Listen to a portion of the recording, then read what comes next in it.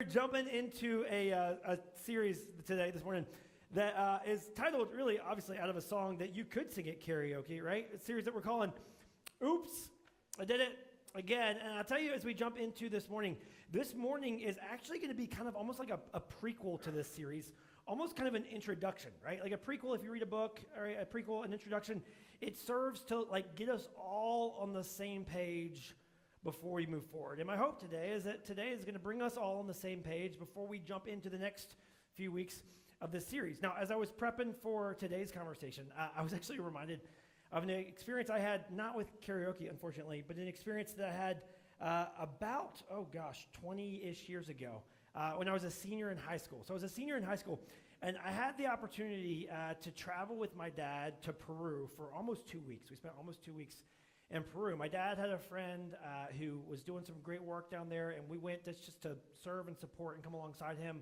and help him for a couple of weeks with some of the things that he was doing. Now, when I say that we went to Peru, we didn't just go to Peru. We went to the furthest outskirts of Peru. We went into the rainforest and some of the most rural parts of Peru to serve some of the people that, again, my dad's friend was there to serve and to help make a difference in. And so we spent the first day flying to Peru.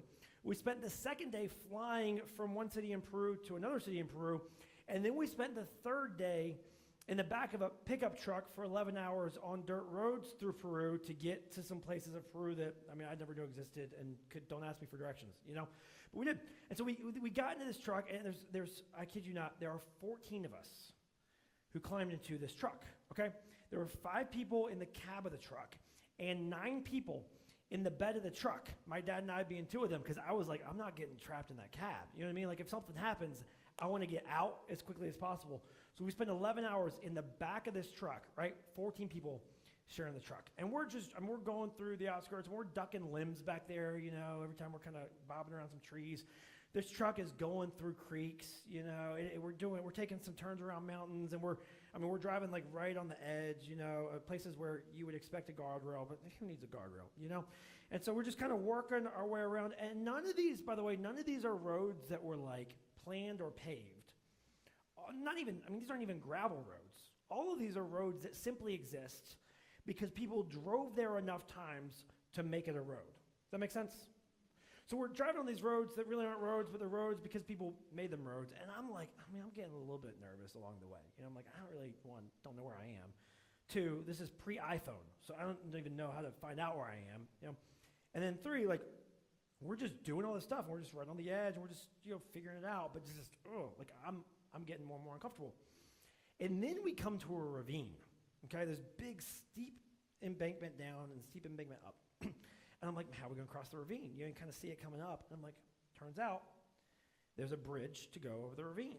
Now, when I say bridge, you probably have a picture in your mind of what bridge looks like, Okay. This was not like any bridge that I had ever seen before. In fact, it felt like the most unsafe to me, right? I'm sure they figured it out, right? But for me, it felt like the most unsafe bridge I could possibly be on. In fact, I dug this. I had to go deep into the recesses of my Facebook to find this, okay? But I dug up a picture for you from 20 years ago. It's a little blurry, okay? You want to see a picture of this bridge real quick? Okay. This is what it looked like, okay? This is us with 14 people in a truck going over a couple of 2x4s across a ravine. Now, here's what I love, and I didn't even realize this when we were on the bridge, okay? But I was looking at this picture this week, and I realized, look at where the tires are. We're not even centered up. You know what I mean? This guy's, hanging, this board is cracked right down the middle of it, and we're just hanging right there on the crack. The other part of this, you got to just keep in mind, okay? Someone took this picture, which means that someone also trusted the bridge enough to get out of the truck and walk across it to take this picture. And I'm like, and I really honestly, I debated. I was like, do I want to walk or ride? I don't know which I have more confidence in, my feet or this truck. But I said, you know what? I'm going to trust these guys. Let's ride. 14 of us in this truck made our way across this bridge. The funny part is a group of them actually went back early and went across this bridge at night, which was even worse to me, Now, here's the thing. To everyone else in the truck, this felt perfectly normal. They didn't think about it. They didn't question it. They didn't worry about it. Like this was just another day in the truck, on the road, on the bridge. But for me, from the outside looking in, experiencing this for the first time, I looked at this and I go, guys, this isn't safe. And we're about 2 inches from dead. You know what I mean? Now, here's why I tell you this story.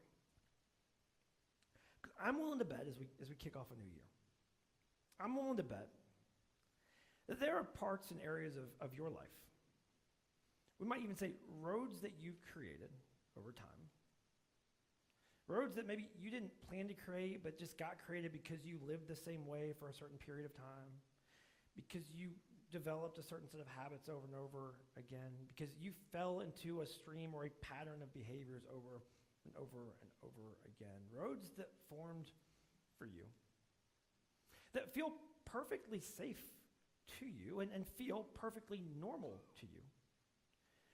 But if anyone else stepped into your life for one day and experienced those same patterns, rhythms, habits of behavior, they would look at you and go, whoa, this isn't safe. This isn't headed where you think it's headed, or at least has the potential to go a way that you didn't think had the potential to go. I mean, like if anyone had the ability just for a day to get into your thoughts and read your thoughts for just a day, or to get into your diary for a day, or just to like see your bank account for a day, or to see your web browser for a day, or to see your screen time report, gosh, for a day, right? They would look at that and go, what are you doing? You're just inches away from destruction. But you look at it, and it feels perfectly normal to you. In fact, other people might look at your life and get close to your life, and they might see parts of your life, and they would expect you to say words like this. They would expect you to say, oops, I did it again. The reality is, right, you're not saying oops, right? I mean, in fact, you don't even see a problem in that piece of your life.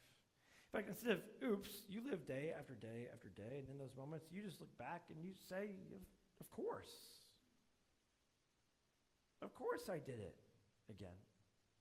Of course I made the same decision. Other people might call it a mistake. You just call it a decision. Of course I responded or reacted that way. Of course I bought that thing. Of course I lived in that way. And everyone else sees a problem, but you just see it as a part of you. In fact, you might even look at it and you might even say something like this. You might just say, hey, I mean, like, that's not weird, that's not off, that's not odd, that's not unsafe.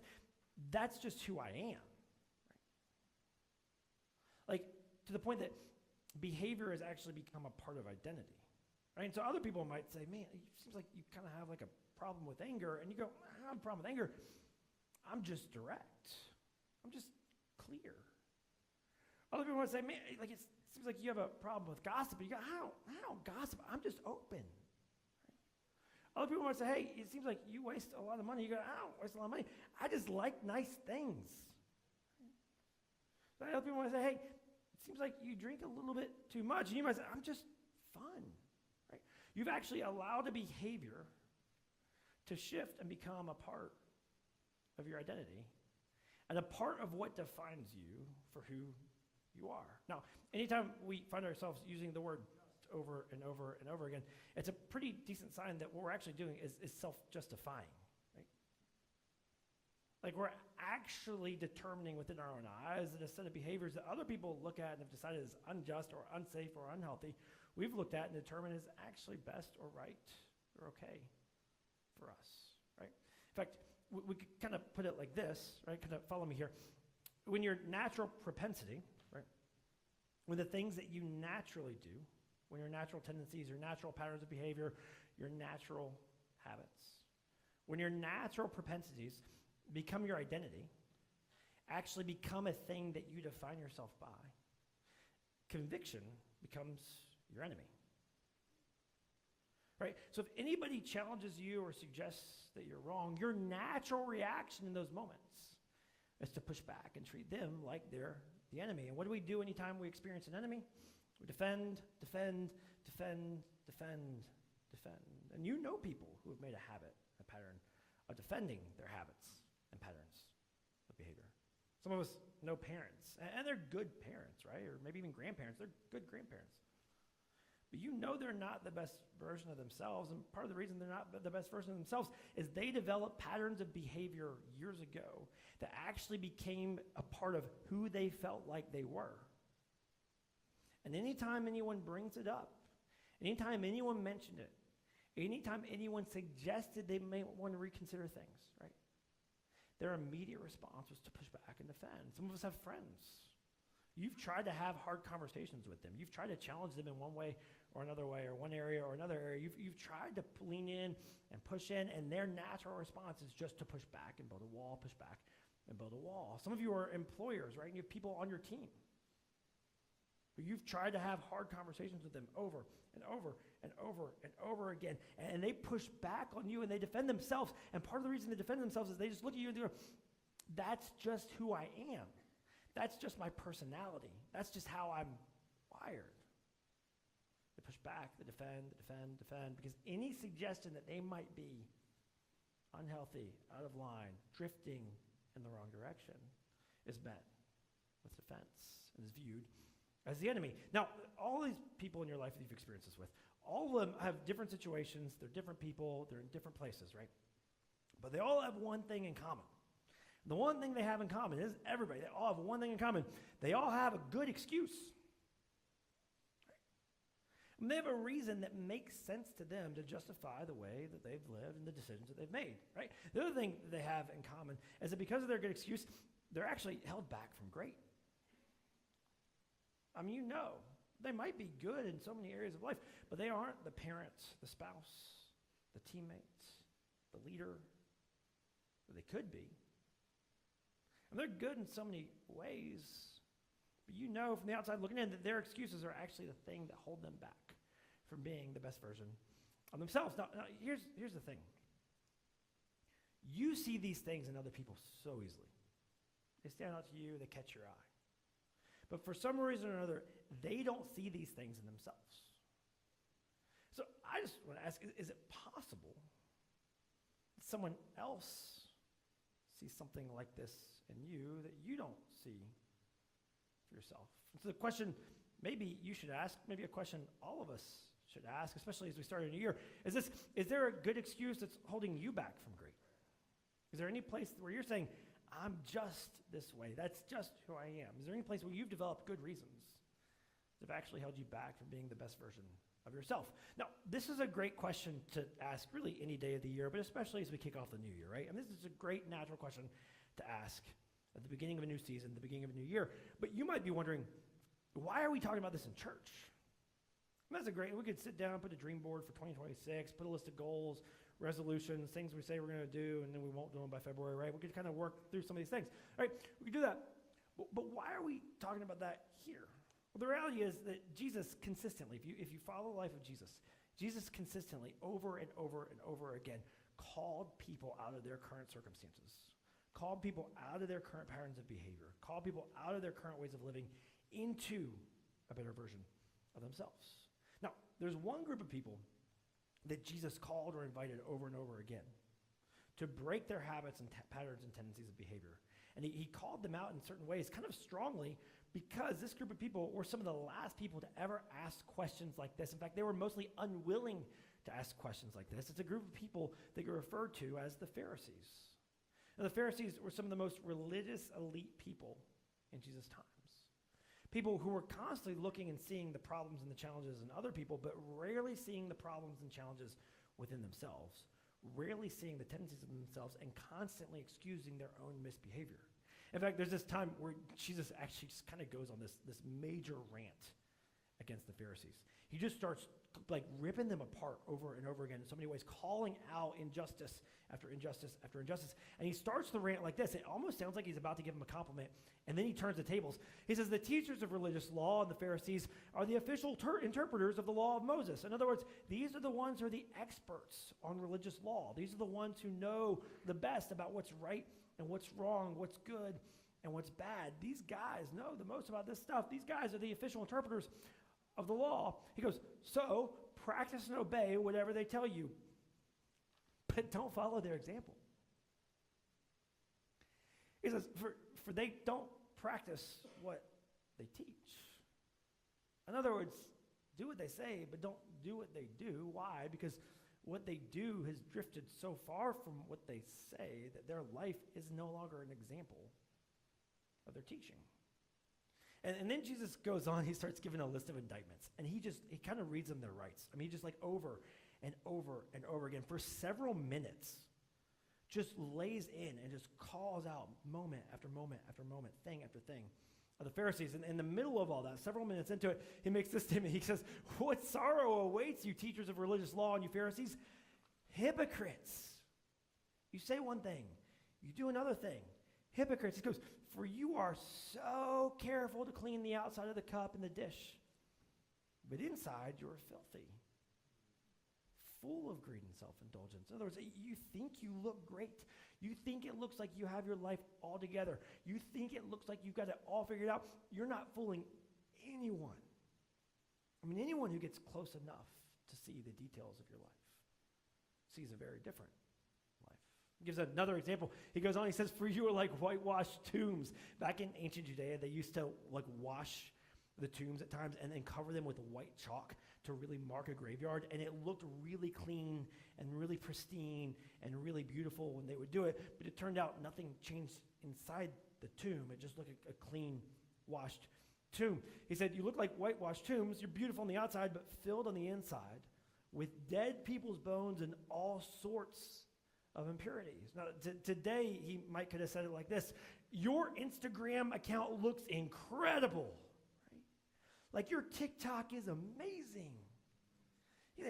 Your car looks so clean."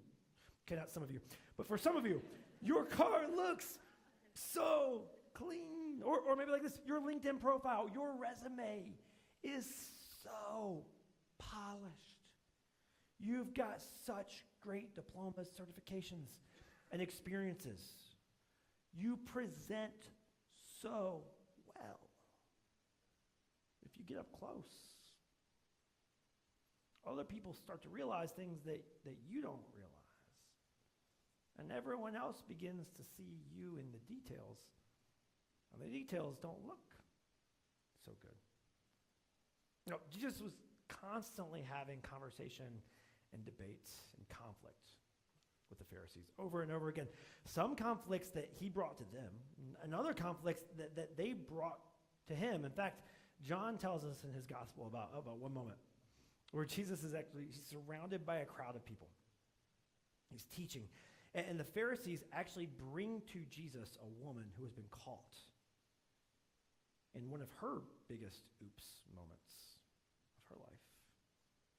They bring her and her oops to Jesus to ask Jesus what they should do. John tells us they came to Jesus and said, "Teacher, this woman was caught in the act of adultery."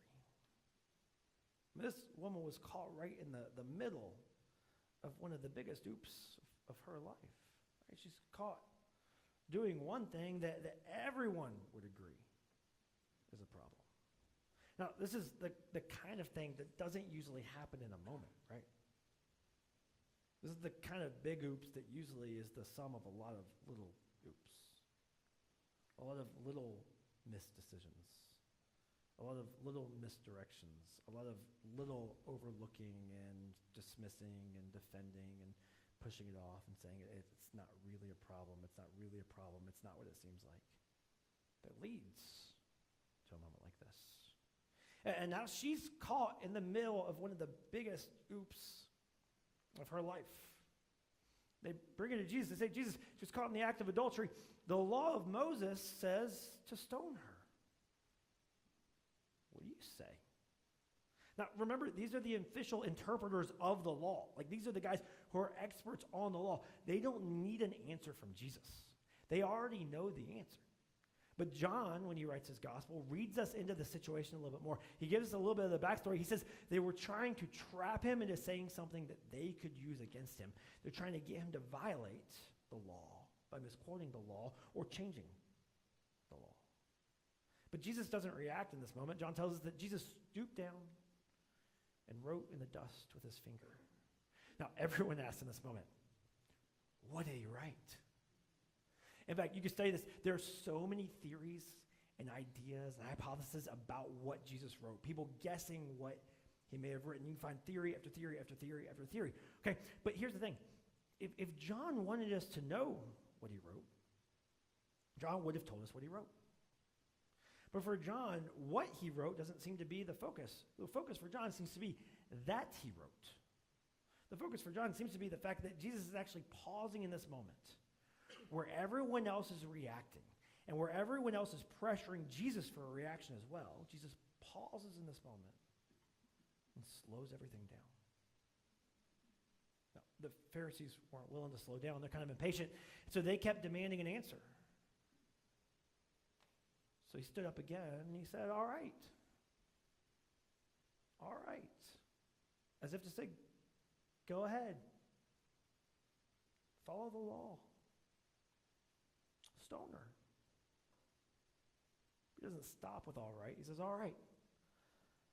But let the one who has never sinned, the one who's never made a mistake, the one who's never had their own oops, let them throw the first stone.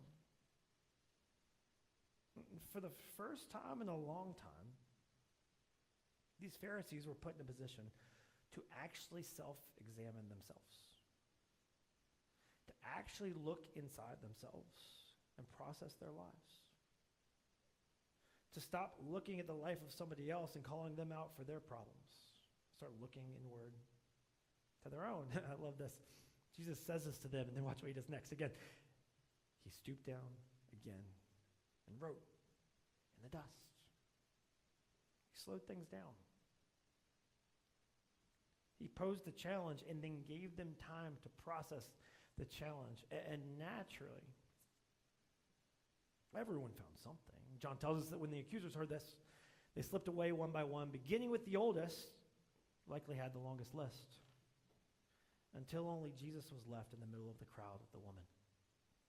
Now Jesus and this woman are still surrounded by the crowd. I mean, they're still an audience, but now it's just Jesus and her in the middle of the circle.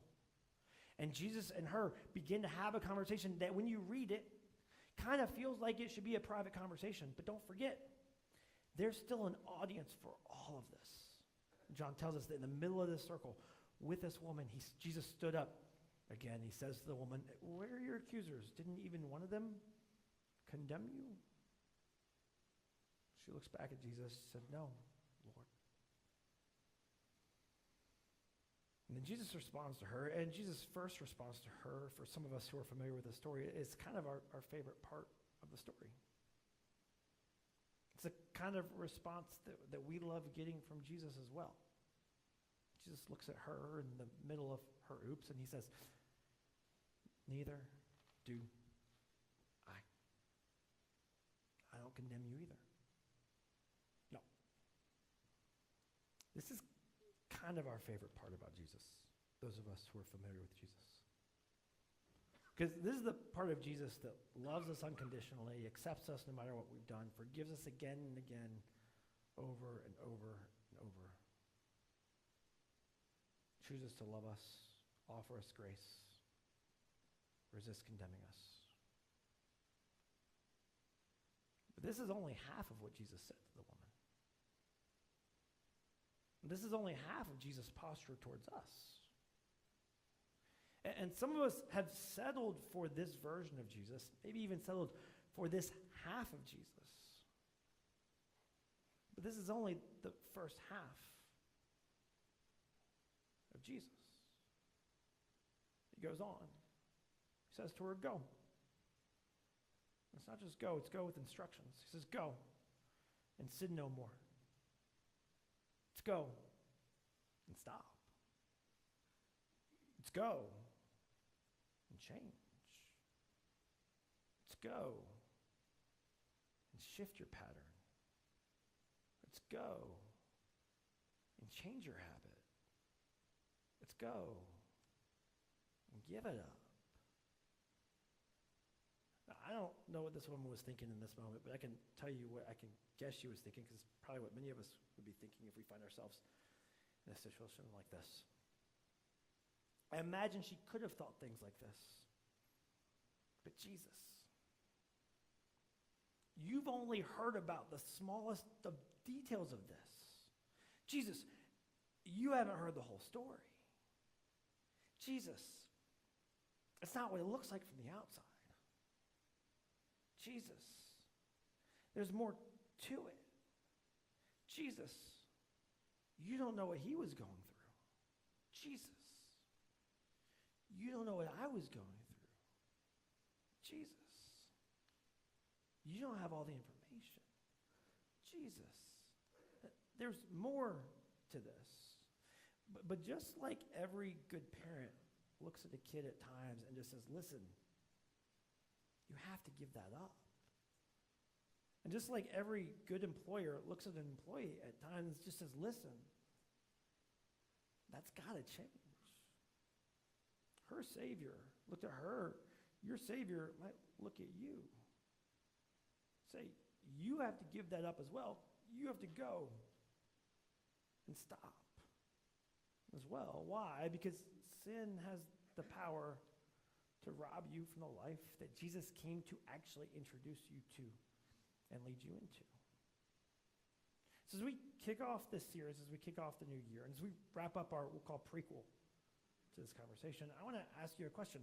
It's the kind of question that honestly you really can't answer in this moment at the deepest level. It's the kind of question that I hope sticks with you all day. And in fact, when I wrote it, it's a little tongue-in-cheek. I mean, you're going to kind of laugh at it a little bit, and you can laugh at me, okay? It almost rhymes too much. But it's the kind of question that I hope you won't forget, and it's the kind of question I hope you'll carry with you through the week. The question is this: has your oops become an of course that's pulling you off course? Like, is there any part of your life that at this point has become normal for you?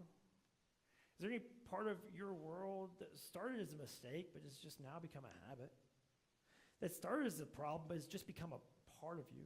That started as a behavior, but has just become a piece of your identity? Something you've allowed to define you and be defined by? Has your oops become an of course? That's actually pulling you away from the person that you were created to be. Or maybe you were never actually on course. Maybe it's a piece of your personality that you've been excusing over and over and over again, year after year after year. And it's always been that way. And anybody who knows you knows that it will always be that way. Is there a piece of you that you've excused? It's actually pulling you from being the best version of you. Or another way we might ask it would simply be this: are you self-justifying a pattern of behavior that is doing harm to you or someone close to you? Is there a decision that you've put on repeat over and over and over again, a reaction that's common for you, a mess you've been avoiding cleaning up, something you've been saying you're going to get around to changing but you haven't spent the time on? Listen, these are the kind of questions that our Savior invites us to ask at the beginning of the year and every day of the year. These are the kind of questions that we'll continue to explore for the next few weeks in our series. Let me pray for us before we go. Jesus, I thank you for the ways that you are willing to hold back condemnation, but also willing to confront us. Jesus, I thank you for the ways that you challenge us and invite us to re-examine our lives and look at the pieces of ourselves that we've grown accustomed to. Maybe other people have just learned to put up with. The ways you challenge us to look beyond and think beyond and live beyond them. Jesus, today, would we have the courage to ask ourselves hard questions? Would we have the willingness to look at the deepest parts of our lives for the things that might be pulling us away from the life that you have planned for us? Jesus, would you give us the wisdom to know what to do with those things? Would you give us the confidence in you to actually take those steps with you? Would you help us to free ourselves from any condemnation that we might be placing upon ourselves or assuming from you? But also, would you help us to move forward, willing to take steps towards freedom from the things that are holding us back? Jesus, we love you. We thank you. We trust you. It's Christ and we pray.